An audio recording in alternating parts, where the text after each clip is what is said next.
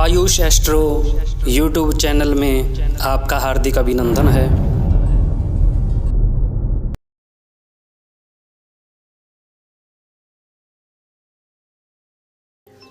वास्तु से हमारे जीवन का हर हिस्सा प्रभावित होता है और इसका शुभ और अशुभ प्रभाव भी हमारे जीवन पर पड़ता है।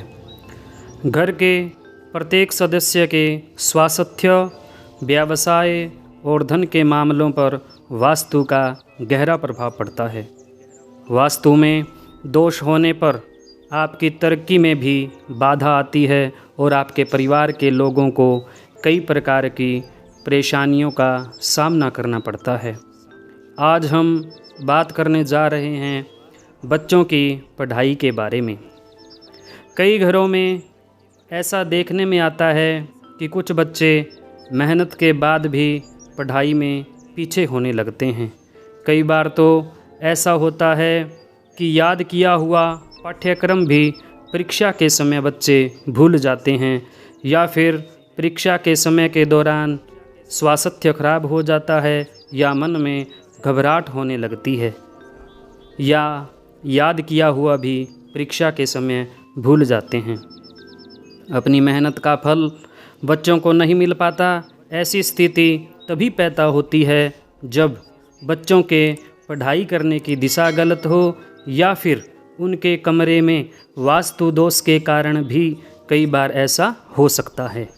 आज हम ऐसे ही वास्तु दोष के बारे में बात करने जा रहे हैं, संभवतः जिनकी वजह से आपका बच्चा पढ़ाई में पिछड़ रहा हो। इस बात का हमेशा के लिए ध्यान रखें कि पढ़ाई करते समय बच्चे का मुख उत्तर या पूर्व की दिशा की ओर ही होना चाहिए। इस दिशा को देव दिशा भी माना जाता है।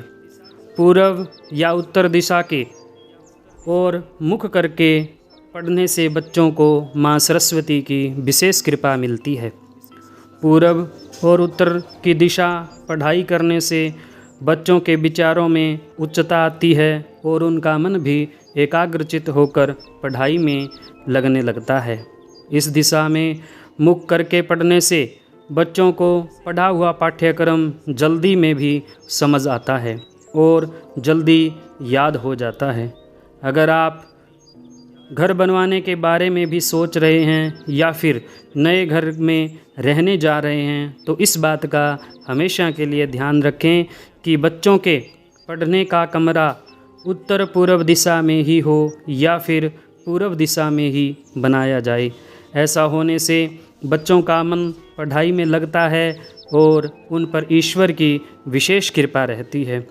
पढ़ाई के कमरे में एक बात का विशेष ध्यान रखें कि स्टडी टेबल पर खेलने की वस्तुएं या फिर ऐसी चीज़ें न रखें जिससे बच्चों का ध्यान बंटे।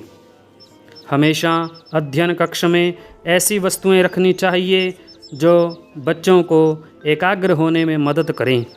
बच्चों की पढ़ाई की मेज़ पर आप ग्लोब रखना चाहिए। ग्लोब को रोज़ घुमाना चाहिए।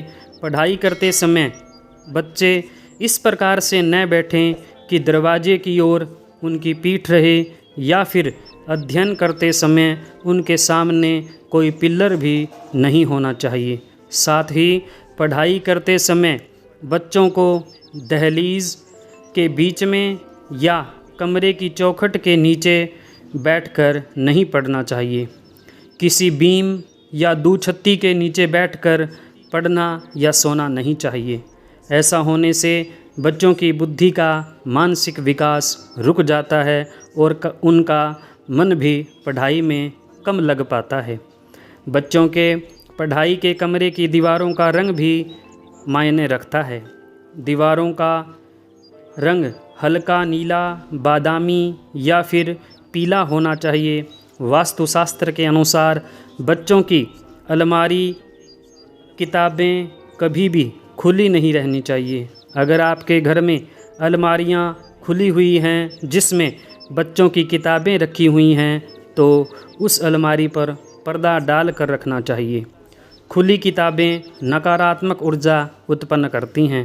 साथ ही मेज़ पर किताबें बिखरी नहीं रहनी चाहिए।